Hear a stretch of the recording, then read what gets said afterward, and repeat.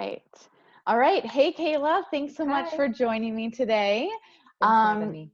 yes, absolutely. So I figured that we would just kind of dive right in. For those of us that, or anyone that's watching that maybe isn't familiar with you, can you give us a little bit more information about yourself? Yeah, I am a singer-songwriter. I live in the Chicago area, worship leader, and um, yeah, recently a wife. I was Congrats. married. Our anniversary is coming up on April 27th. Oh, It'll be interesting to have a quarantined anniversary. yes, yes. Something you probably didn't see coming when you first got married. Yeah, no, I don't think anyone saw this coming. No, right. Yeah, well, cool. So I've gotten to just kind of know you from afar, from being a member at Parkview for so many years and watching you sing. And then I kind of got to know you a little bit on your Instagram. And I just wanted to, roll through that a little bit and Yeah. connect on here. So there's on your bio, it says lover of the creator and all things creative, which I just so love and echo as well. There is actually a children's book that I read to my son. It's called God Gave Us Love, and it really speaks to the same sentiment. And it seems that it's easier to tell children this sort of thing, as we can create and that they can create anything they want, but it often feels, not as practical as we're adults. And I'm Yeah. not sure where this shift happens, but if being creative is a reflection of being like our creator, being practical doesn't exactly feel like it should be our end game, but that can often be what is, I don't want to say pushed, but the norm for us as Yeah. adults, right? So what would you say to the woman who is perhaps taken the more practical route and now she's longing to dive deeper into a creative side but doesn't know where to start? Um, yeah, I can really like empathize with this tension because as much as I'm creative to my core, I'm also a very practical person. Mm, But yeah, you're right. I mean, when you're young, you're fearless. You know, you dream and you wonder without consequence. And creating and being imaginative is pretty much all you live for. mm-hmm. But then as the years go by and you reach adulthood, day-to-day responsibilities tend to just climb higher on your priority list. And over time, you start to see those things as frivolous.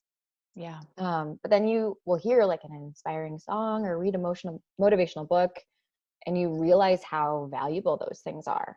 Mm-hmm. And I think the things that we can deem non-essential, especially right now, are like low priority as adults, really do end up being the things that get us out of bed in the morning. And Absolutely. so, yeah, we do have to get out of bed and face those necessary tasks, just to pay the bills and take care of the family. Mm-hmm. But I think what truly keeps all of us going is our purpose, and that's usually found when we're being creative. Mm-hmm.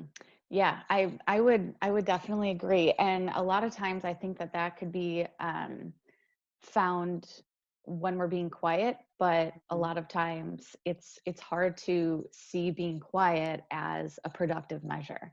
Mhm. So yeah, and I think that for really a lot of us, it can be hard to see the value in creating when we're not using it to get ahead. Right. Um, Similar to what you had just said, but I have personally found it, that I need to continually tell myself that creating is not necessarily about the outcome, but the process itself. Mhm. Um, so would you kind of agree with that as well with your creative process? Yeah. I mean, I think for me personally, creating is about the process more than the Mhm. outcome. I Mm, absolutely and I love the creative process, being in the studio, being in a writing session. Like I live for that so much more than the outcome. And yet, the outcome is where we are able to help others.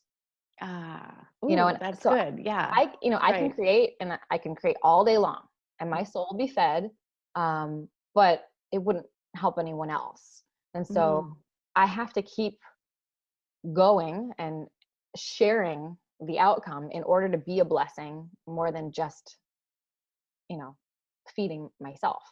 absolutely. And so that Yeah. can be the scariest part about creating, especially if you're, a one on the Enneagram like Mm, myself, okay. because you want to be perfect in your presentation. So yeah, just Sure. being able to let down your guard and let people see those imperfections um, Yeah. through your creative process, so they Sure. can be blessed as well as it can be a challenge. Yeah, yeah. No, I love that though, because I think that it's a form of self-care for you then. Hmm. And knowing that that is a form of self-care for you, that what you're doing for yourself is being a blessing to other people. And so often we can just give, give, give. Hmm. And knowing that, you can't just keep spinning your wheels, Hmm. but that it's also going to feel great for you to just, close the door Yeah, and finish that creation. I think Um, it's okay too to be, it's okay if I sit and write songs all day long and I never share them with anyone. That's okay. mhm. But it's also okay to share like incomplete ideas with people and just say, hey, like I'm working on this, what do you think? Or I had this idea, and just put it out there, like not so polished. So I agree with that too, and yet I think it's like that's like totally a scary thing to do Hmm. as well, right? Hmm. Like why do you think that is? I don't. I mean, Um, I mean, I guess it all comes down to how we want to present ourselves. And we always, mhm, I mean, that's just, it's the poison of social media is we're all trying to present ourselves as having it all together. And so to mhm. show those vulnerable sides is, it just shows that we're human. And I don't know why we're so scared of showing that, but Right, right. Yeah, I would agree because it's what connects us at the end yeah, of the day. yeah, Um, and it's not to say we need to like air all of our dirty laundry or that right. sort of thing, but just be human and say I had an idea or Yeah. this and have someone kind of spur you on, which makes me think of something that I wanted to ask you because I think sometimes we can see another woman's act of creativity so clearly and celebrate that gift. And I Hmm. think, wow, I want to do that. Like, hey, I saw Kayla singing, but God didn't bless me with a singing voice.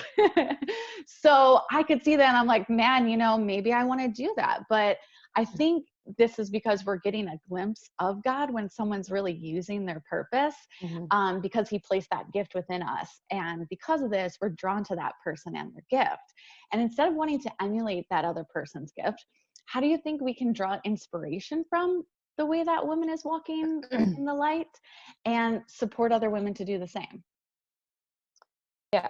Um, so this is definitely a challenge because like the enemy loves to tempt us with envy and jealousy. And I, of course, have felt those feelings, especially, after college, watching some of my peers get signed by labels or go on tour Mhm. with major artists. It's like, oh, um, Why not me? yeah, yeah, you do Hmm. go through that. I mean, and you would be lying if you didn't admit it. Sure. But I think when you realize that everyone has something to offer, you start to celebrate both the gift that others are offering as well as those within yourself. Hmm. um i w- I think that First Corinthians 12 is a great example of this, of just God's design of how um, each of us plays an essential role. We all have a gift, we all have a calling, we all have a purpose and Hmm. a dream that the Spirit has planted deep inside of us.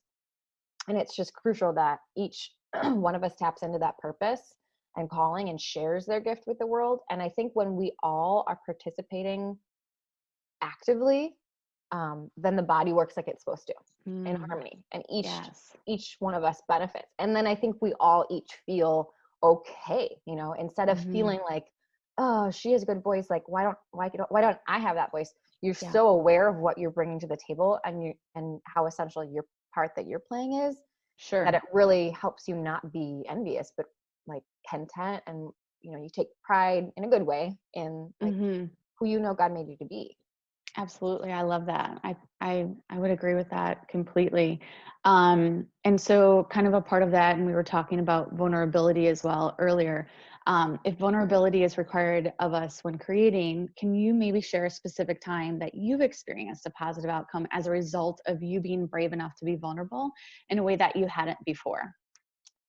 Um, I would say my You Loved album was very vulnerable for me. Hmm. Um, I chronicled pretty much like 4 to 5 years of my dating life, leading up to the Oh, writing of it. yes. Okay. So there was a lot of heartache, and Mm. I didn't go all T Swift and name names, but I did share some like intimate details of just what my struggle was like. And so, with any of my songs that are written out of personal experience or pain, I've received so much positive feedback from people that bought my albums and made kind of made the songs their own. And many of my fans have made different songs of mine their own anthems, which is really, one of the many reasons why I feel the responsibility to keep putting out content, because I want to continue to openly share my story through my songs, and I hope that it will help other people on their journey. Sure. But it's, songwriting is very vulnerable, especially if you are writing from personal experience, which I think a lot of songwriters, for the most part, do. Sure. I could sit down and I could just make up stories, but I write basically out of my testimony, and if not my testimony, out of the testimony of people close to me. I think songwriting is such a beautiful, I think there's a reason why we all connect to it. Sure, it's a beautiful example of making your pain your purpose. And I think that we can do that in many facets of life, like not just songwriting. And that's a really, really good thing for us all to learn, is that you're just putting your heart out there and we're connecting with it. And that's the same thing, I can't think of an exact example right now, but with anything that we create.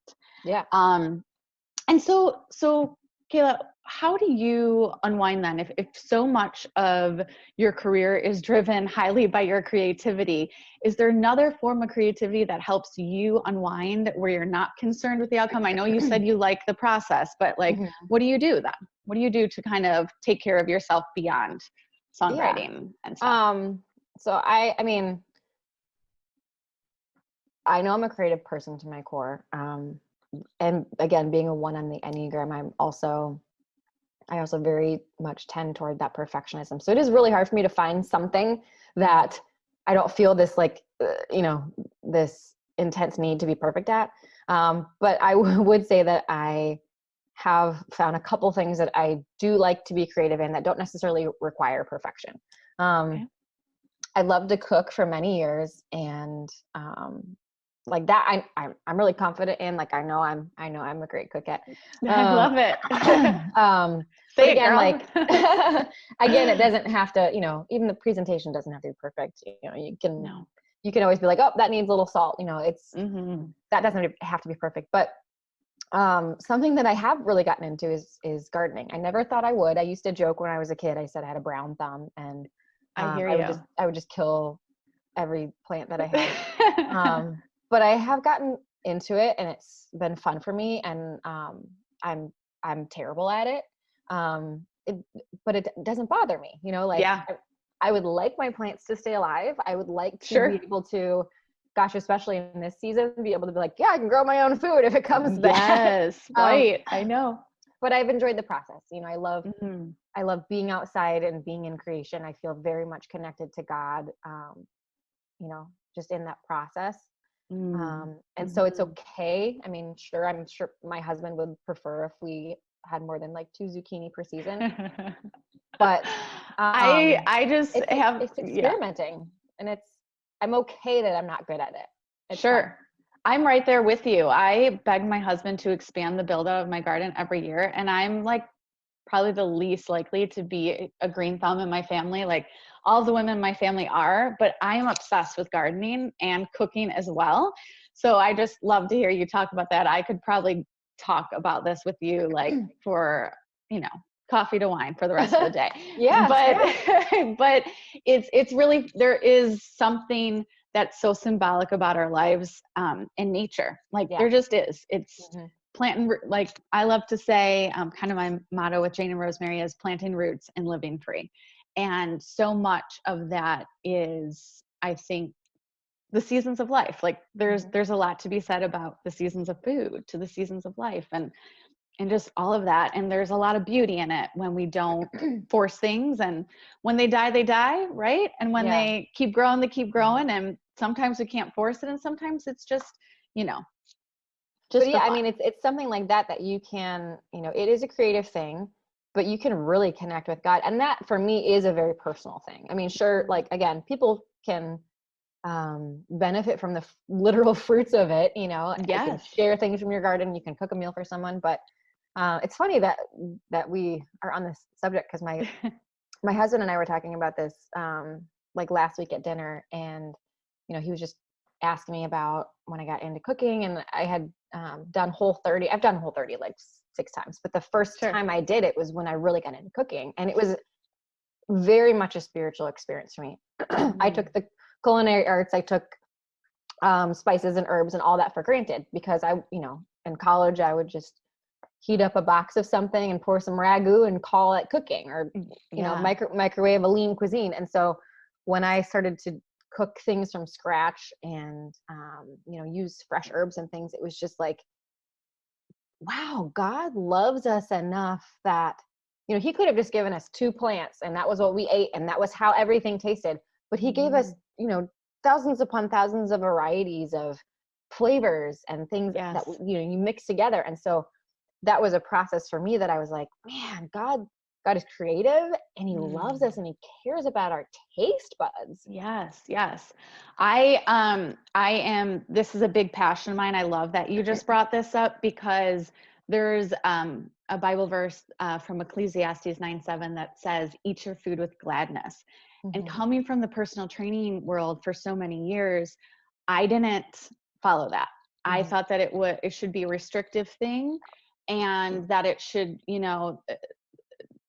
I didn't realize that God gave us taste buds. It was all of it. He made it for us to enjoy, and for it to be our medicine, healing and healthy, and to bring us together. I mean, there's so many ways that we connect with other cultures by sitting down over a table and a meal. And the fact that it can be therapeutic is just so beautiful too. And I just think that that's what's so cool, that your rest and recovery, a lot of times in the training world, we see it as like massage or Epsom salt baths, and there's nothing wrong with that. But we can really expand that view of rest and recovery, because the purpose of it is, I believe, is to be able to have renewal with our Creator. Yeah. So the fact that you can get that through gardening or cooking, and not letting the enemy say, well, you should be a little bit better at this. Like you just are having fun and connecting, and that's so cool. I love that. I love to hear what people are doing. So for you personally, how do you think your spiritual health efforts reflect your physical health efforts? Tremendously. I can't emphasize this enough, because as you know, you can eat healthy and exercise and do all the things, but if you're spiritually dead, your body is directly negatively impacted. I actually spent some time at Mayo Clinic in Rochester this past fall, and I was surprised at so many of the treatment options that they suggested for me was through the spiritual. And so they literally said, this is your prescription: prayer, meditation, rest. Mayo Clinic said this too. Gratitude. Mayo Clinic said this to me. Oh, yeah. Wow. That's so shocking to me. Yeah. And so basically all of the things that Jesus modeled in his life is what they're, prescribing. And, through my personal journey of healing, I'm seeing firsthand just the physical difference between how a day goes when I start it in a time of prayer and scripture reading and meditation, and journaling through my meditations, versus just jumping right into my workday. And it really is the difference between a great day where I feel energized and healthy, and a day where, I'm just like, I'm waiting for it to just get dark so I can justify putting my PJs on and getting back in bed. Yeah, sure. So, especially right now. Yeah. So God made us spiritual beings. And I think when we ignore that aspect of our lives, our entire body suffers. Yeah, that's beautifully put. And I think that a lot of times when we are aiming for personal growth, that we can tend to go more for the physical. And it's not that it's bad. It's just that when we're not working on the physical, mental, and spiritual, something's always going to be off. And it's always great to hear another woman's journey as far as that's concerned too, because we're all facing our own things. Yeah. I mean, it kind of was a culmination of a bunch of events. But I just always had this view that, you know, I was, when I became saved, I became God's employee and I worked for God, and I needed to be a hard worker and be productive. And just the idea of his love for me when I take a nap versus his love for me when I'm doing all the spiritual things that we think are important, you know, has really taken me a few years to just accept that truth and Yeah. um, and implement it in my life, and just realize that they're both important. And Yes. when studying Jesus' life, just how much he would do work and then he would go rest, and he would do work and then he would go rest. And there were so many times that the disciples were like, we need to do some work. And he was like, no, Yes. we need to go rest. And I think, especially Americans, it would do us just good to model that so much more. It's interesting, I think, right now where we're at in our world, where we're kind of forced to be restful. And I have actually experienced this 2 times before in pregnancies where I've been so physically ill, and I'm very much like you, where I like to go. I like to move. I am, it's painful for me to sit still. And so I think God, it's not that God wants bad for us, but it's that he's like, okay, you're not going to do it yourself. And perhaps this time can be chosen to get closer to him or to keep running. And it's a decision, I think, that we all have to make. But I think once, there's much to be said about obedience and surrender, because that's where we realize how much we're loved, and that it's not just by our own might then. And yeah, it's a beautiful feeling to be able to rest and know that you're loved and that everything's going to be okay, and you don't have to just keep running on that treadmill and moving, metaphorically.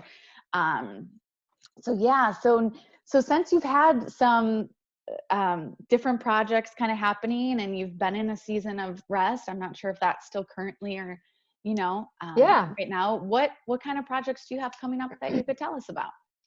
Well, I've definitely been writing out of that, and I've been writing out of it for about 3 years now. This EP that I'm hoping to release, we'll see when, but it's going to be titled Wasteland, and I am most excited about this project just because I've collaborated with some new co-writers and producers. I'm going for different sound, and so I'm anxious to see not only how just the message is received, but how it'll impact people's lives, and just how they'll like the overall sound. But I think I fought it for a while, because when you're going through a tough season, you just want it to be over. Yeah. So to write about it kind of validates that it's happening. And so I think for a while I almost resented this album, because I was just like, I don't want to be in this season. Yeah. And yet it continued a lot longer than I think anyone would have liked. And so, I actually had a conversation with a friend that I was just sharing with her, like, I'm really struggling to finish some of these songs, and I'm really struggling with where to go. And she's like, maybe that's because you're still living it, because I was like, I just want to finish it. I want it to be done. She's like, you're probably still living it. There's more to be written. So yeah, it's, especially with everything that's been unfolding, it's been interesting because, it's titled Wasteland, and it's about a wasteland experience, kind of not the high highs or the low lows of the valleys, which is what I think a lot of worship songs are written about, either a very, very low experience or a mountaintop experience, but it's just about this kind of middle ground, this waiting period.